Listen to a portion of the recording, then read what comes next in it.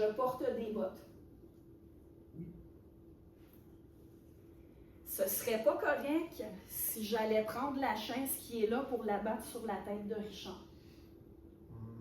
Sauf si c'est un facho, mais oui, je suis d'accord. Donc, je viens d'énoncer un jugement de fait, je porte des bottes, et un jugement de valeur. Ce ne serait pas correct d'abattre la chaise sur la tête de Richard. Les deux fois, Jean-François a reçu le jugement comme étant vrai. Les deux fois, la même chose s'est passée dans le cerveau de Jean-François. Puis, j'ose croire que tout le monde ici accepte les deux jugements comme vrais, particulièrement le deuxième. Alors, dans tous les cas, vous avez eu la même réaction mentale.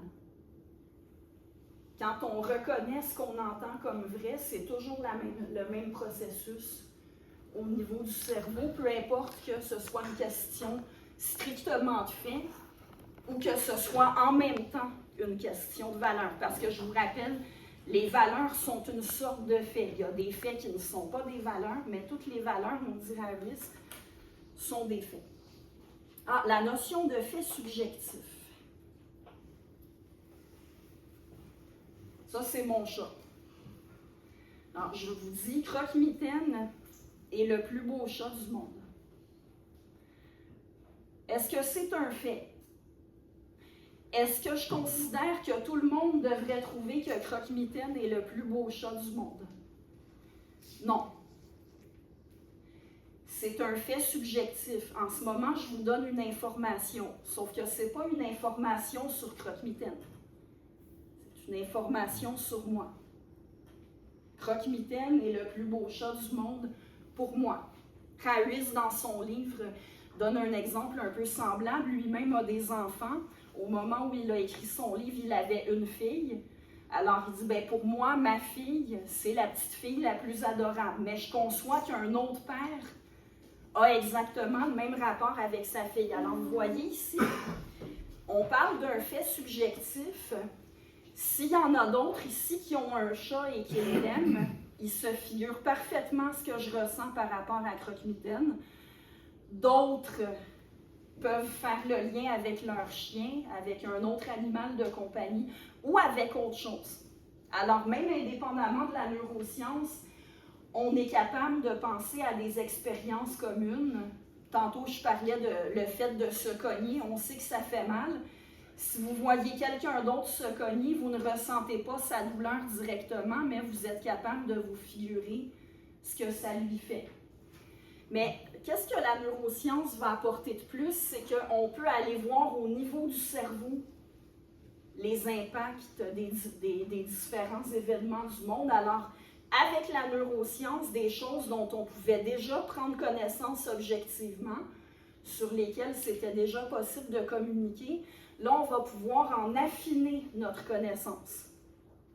Et même comprendre des choses peut-être contre-intuitives quant à ce qui provoque du bien-être ou du malheur. Alors, quel est le rapport avec la morale dans tout ça? Mais la morale porte justement sur des faits subjectifs. Elle porte sur le bien-être. Bien sûr que le bien-être et son contraire, la souffrance, ce sont des ensembles de faits subjectifs, mais il y a suffisamment de points communs à l'ensemble des humains. Les différences entre les humains, on peut aussi en prendre connaissance scientifiquement. Alors, mieux on comprend le fonctionnement du cerveau humain, plus on va être capable d'apporter des réponses plus précises à nos questions morales. Et on est toujours dans les relations de cause à effet entre des phénomènes. Il n'y a absolument aucune raison que ça tombe en dehors du champ de la science.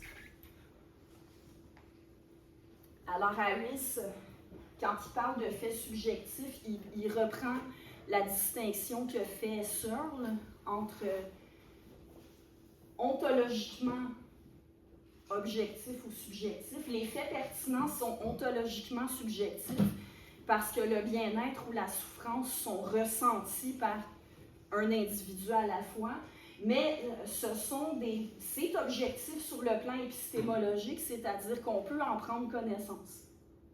Il y a moyen d'avoir des connaissances sur le bien-être ressenti par d'autres.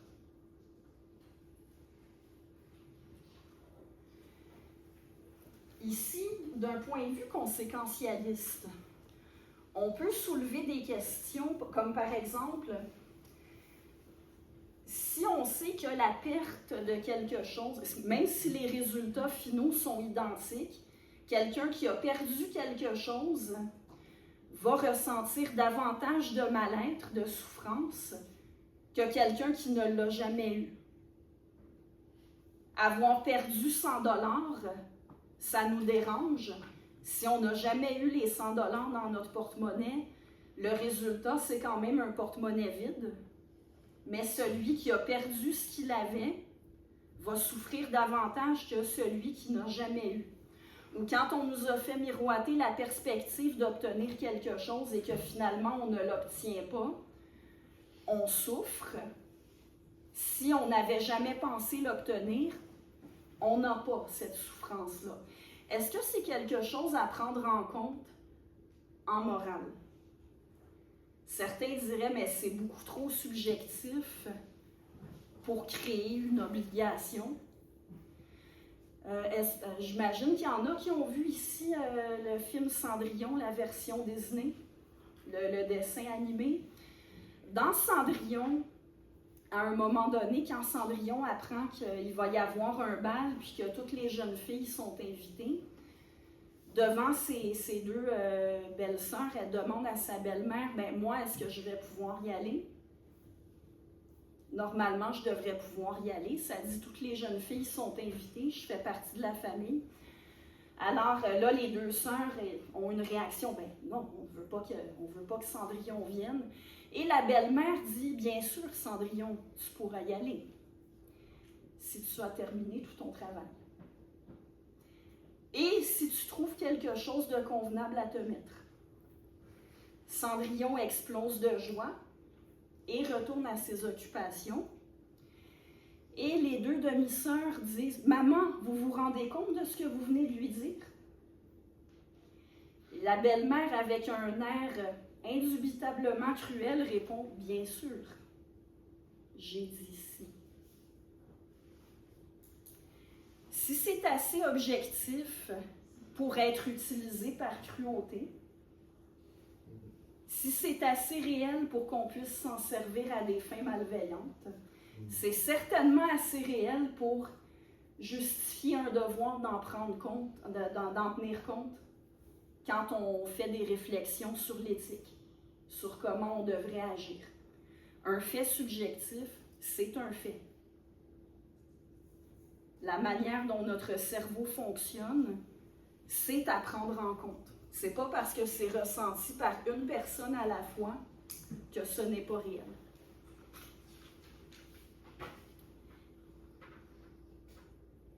La distinction entre éthique et éthologie, dans le milieu universitaire, dans les milieux intellectuels, on a tendance à craindre que le fait de vouloir répondre à des questions morales grâce à la science mène à l'éthique évolutionniste, pire encore au darwinisme social, donc des idées d'extrême droite qui de toute façon n'étaient pas de la science.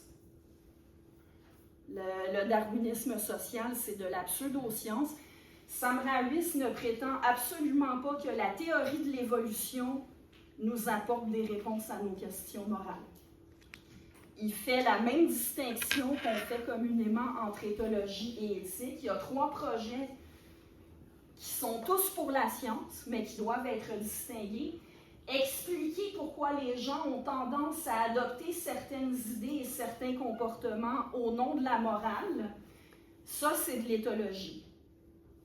Puis on pourrait très bien vouloir expliquer pourquoi des gens ont des tendances qui sont immorales. Bon, revenons à l'extrême droite. C'est probablement possible d'expliquer scientifiquement pourquoi des gens sont venus à penser que le nazisme était une bonne chose. Il y a des gens qui l'ont cru. Mais expliquer comment ils ont pu être convaincus de ça, ce n'est pas du tout la même chose que leur donner raison. C'est quand même une idéologie profondément immorale. Expliquer des comportements et des pensées, ce n'est pas la même chose que dire si elles sont justifiées. Penser à la nature de la vérité morale, quelles idées on devrait avoir, pas quelles idées des humains se trouvent à avoir et pourquoi d'un point de vue explicatif. On parle vraiment de quelles idées on devrait avoir. Ça, c'est de l'éthique. Ça, ce n'est pas de l'éthologie, mais c'est aussi un projet scientifique. C'est aussi dans le domaine de la science.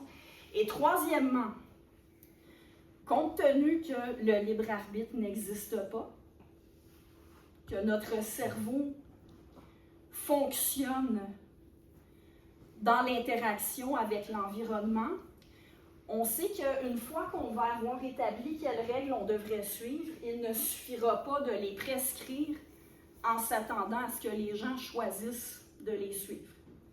Il faut aussi chercher à comprendre comment convaincre les individus d'adopter les bonnes conduites. Mais ça aussi, ça implique la connaissance du cerveau humain pour établir des bons modes d'éducation et des bonnes politiques sociales.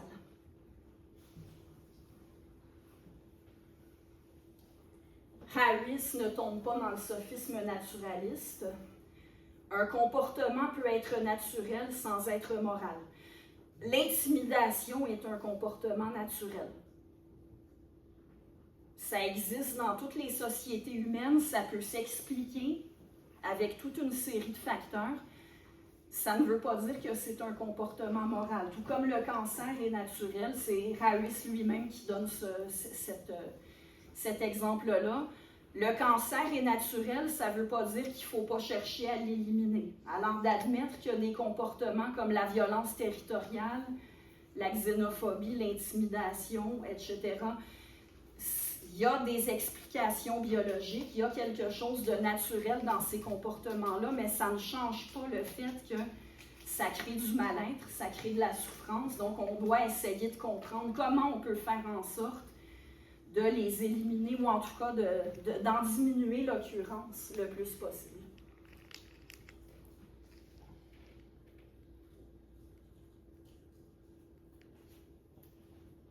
Bon, sur la réponse au relativisme moral, c'est des choses que j'ai déjà dites, mais je les ai incluses au PowerPoint pour s'il y en a qui veulent consulter après.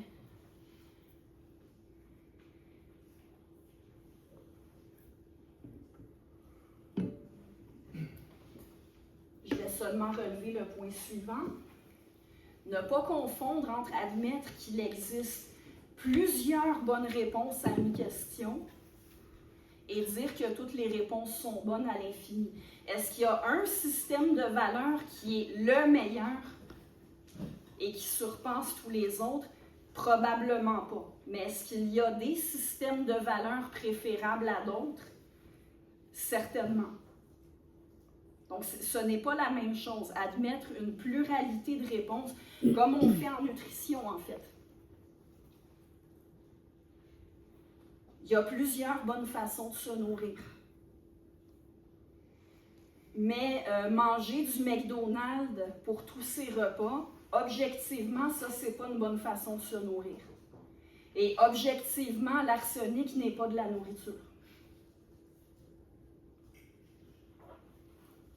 À la toute fin du PowerPoint, j'ai mis le lien pour le TED Talk de Sam Harris, s'il y en a qui veulent l'écouter directement. Puis c'est même possible d'avoir des sous-titres français sur le site de TED. Alors, qu'est-ce qui reste de compte? Qu'est-ce qu'on fait de l'opposition entre les principes déontologiques et le conséquentialisme?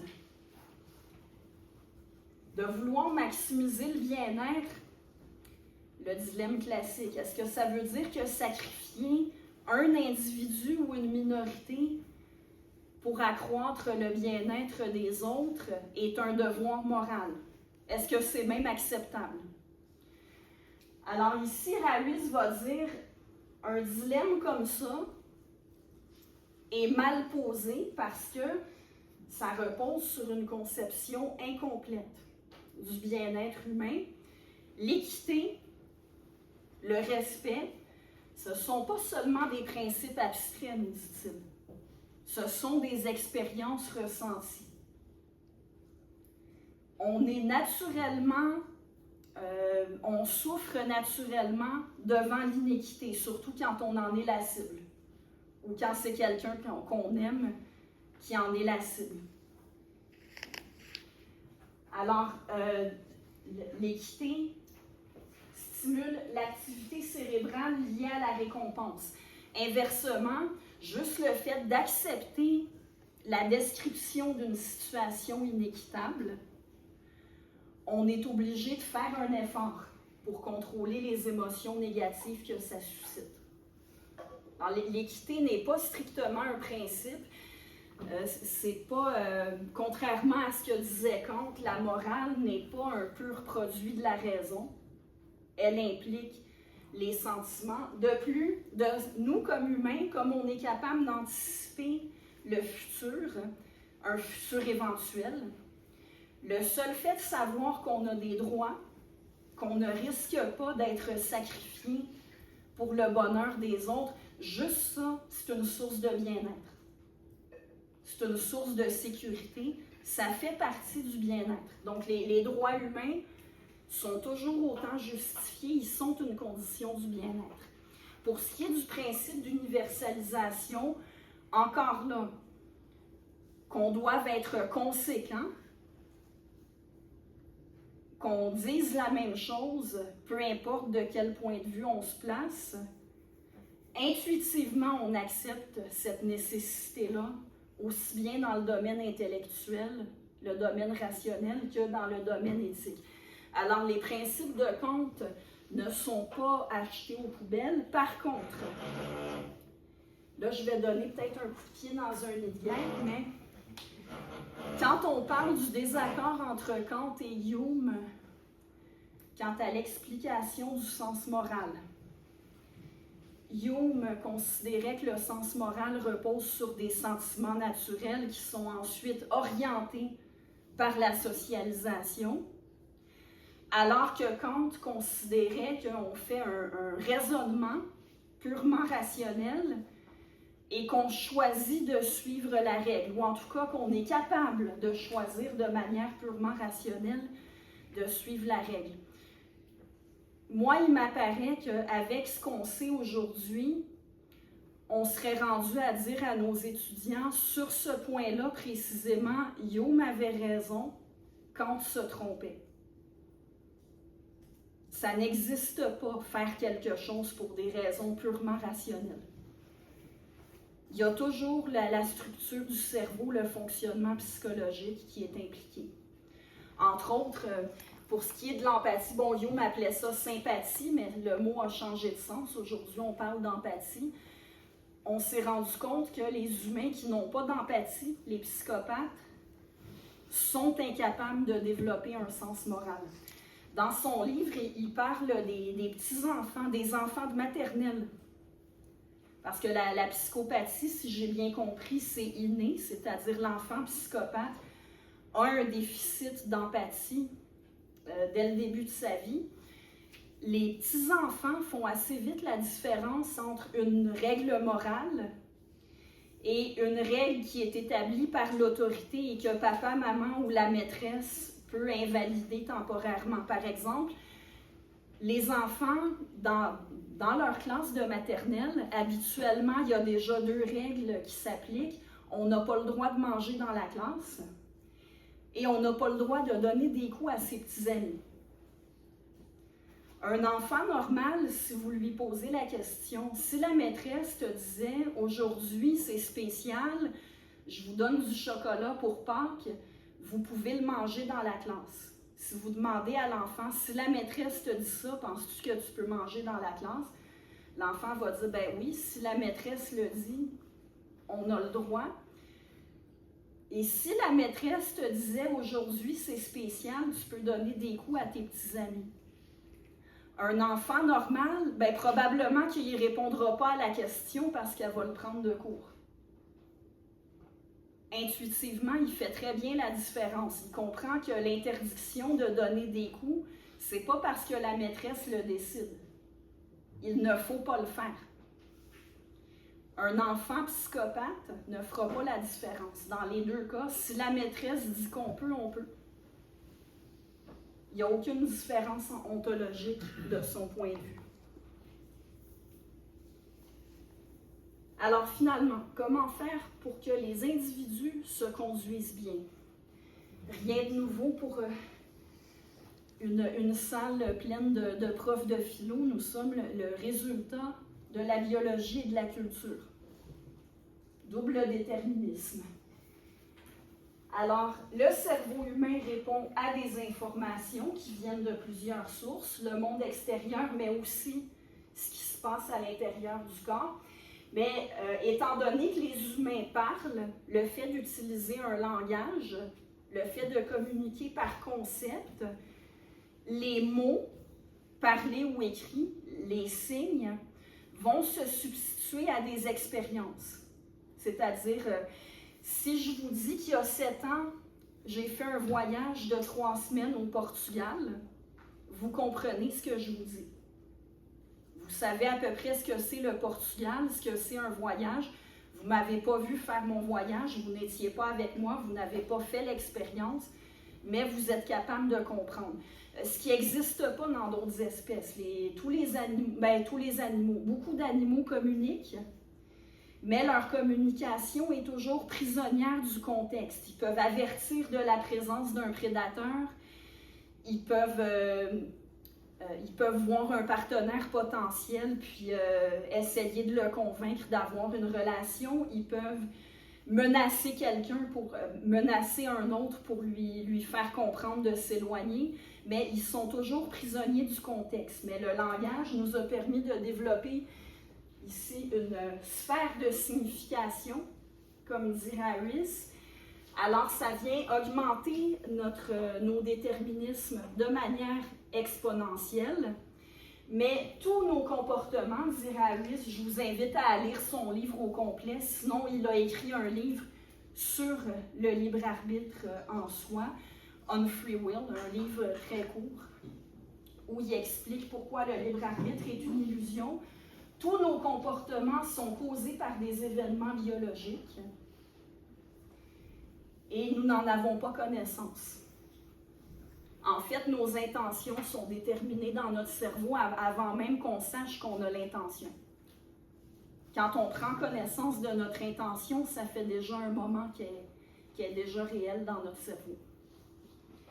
Alors, à partir de là, ici, Harris dit « Je n'initie pas davantage les phénomènes dans la région exécutive de mon cortex préfrontal que je ne cause les débordements de mon système limbique.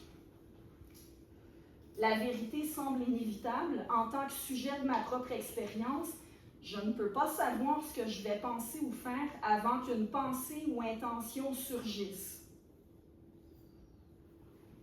Les pensées et les intentions sont causées par des événements physiques et de l'agitation mentale dont je n'ai pas conscience. » Tenez, dans son livre On Free Will, il dit « Admettons que j'ai soif. Là, je me demande, est-ce que je prends un verre d'eau ou un verre de jus d'orange? Pourquoi pas un 7-Up? J'y ai pas pensé. Est-ce que j'étais libre de faire une chose à laquelle je n'ai pas pensé? Si on n'y a pas pensé, on n'était pas libre de le faire. C'était pas une option. La pensée n'a pas popé ici. La pensée n'était pas là. On ne pouvait pas faire une chose qui ne nous est pas venue à l'esprit. Richard, arrête de penser à un chat. Pense pas à un chat. Évidemment, là, il n'est pas libre de ne pas penser à un chat à cause du stimuli que j'ai mis dans son environnement. On ne contrôle pas ce qui se passe dans notre cerveau. Croire, c'est tenir quelque chose pour vrai. Pourquoi je parle de croyance ici? Là, la question qui est soulevée, c'est comment faire pour que les individus endossent les idées justes sur le plan moral et que ce soit ça qui oriente leur façon d'agir. C'est important de comprendre la différence entre le processus cognitif qui mène à une croyance et le contenu de la croyance. Parce que ça, c'est une autre objection à laquelle quelqu'un comme Sam Harris va faire face. Nos croyances sur le plan moral, elles sont souvent dues à des facteurs qui n'ont pas à voir avec la motivation de faire le bien. C'est la pression sociale, c'est l'éducation qu'on a reçue, c'est nos sympathies personnelles. Et ça peut probablement pas être effacé complètement, mais il faut faire la différence. Moi, par exemple, je crois que l'évolution est un fait. Moi, j'ai été élevée dans un milieu où c'est ça qu'on enseigne à l'école. Ça va de soi que l'évolution, c'est vrai. Probablement qu'au niveau du processus cognitif, il n'y a pas de différence entre moi qui arrive à la conclusion que l'évolution est un fait et Mary qui habite au Texas, qui a été élevée dans une communauté créationniste, qui est convaincue qu'elle descend d'Adam et Ève. Les processus cognitifs impliqués sont probablement très, très similaires. Est-ce que ça change quelque chose au fait que l'évolution est scientifique alors que l'histoire d'Adam et Ève ne l'est pas? Non. Une croyance peut quand même être justifiée en raison, même si les processus cognitifs qui mènent à l'adopter ne sont pas entièrement rationnels.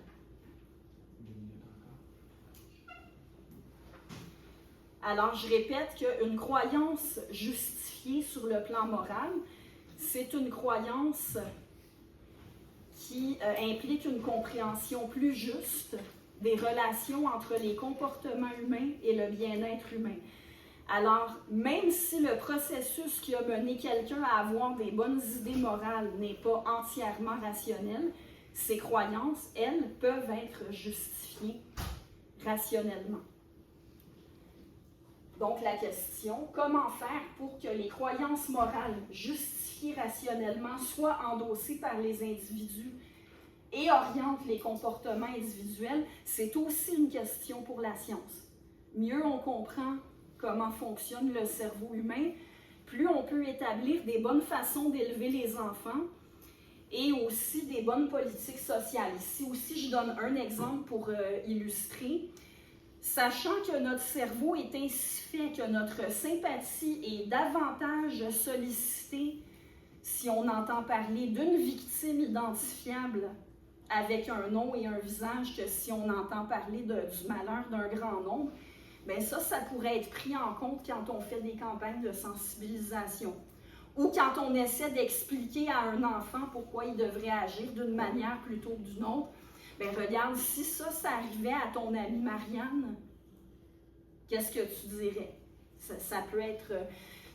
c'est très sommaire, mais ça donne une idée un peu de ce que veut dire Harris. On comprend comment les croyances peuvent être intégrées. Et à partir de là, c'est certain que c'est complexe, ça va demander beaucoup, beaucoup de travail, mais c'est faisable.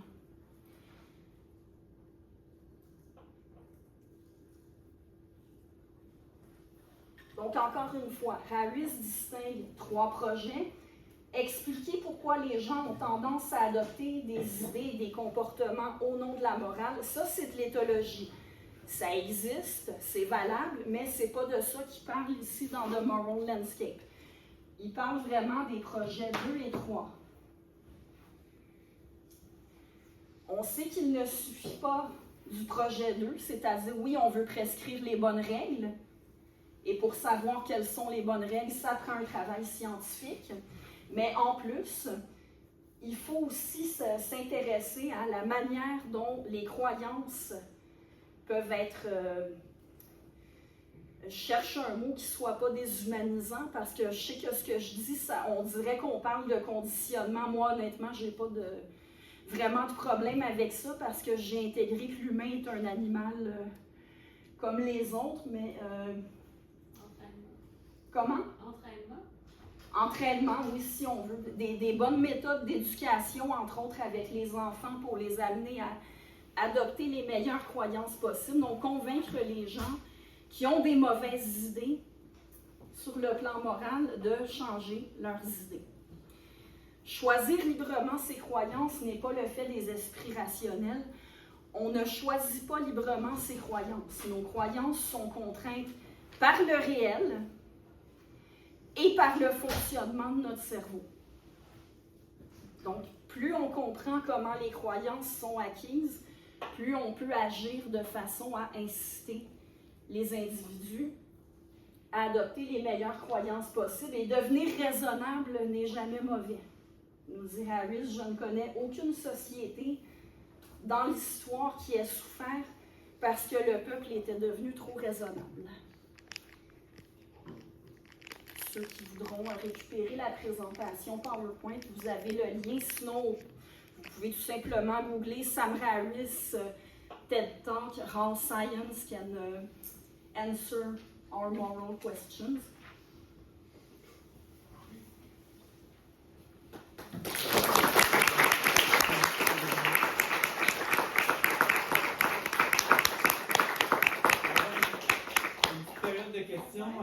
Ania, si tu veux, questions, commentaires, peut-être un petit 15 minutes de questions. Je te laisse prendre tes questions. Oui, quel est votre nom? Allô, Félix. Bonjour Félix. Merci pour la conférence. Il y a beaucoup de choses, puis là, comme je suis le premier à poser une question, j'ai pas eu le temps d'y penser tant que ça, fait que je pense à voix haute, là. Mais le réalisme moral stipule qu'un énoncé moral tel que torturer un individu innocent pour le plaisir est mal, un énoncé comme ça, comme acte de langage, peut être vrai ou faux, indépendamment des attitudes des locuteurs. Donc, qui est vrai ou faux, non pas selon, je ne sais pas moi, la préférence individuelle des personnes, mais qui est une vérité morale.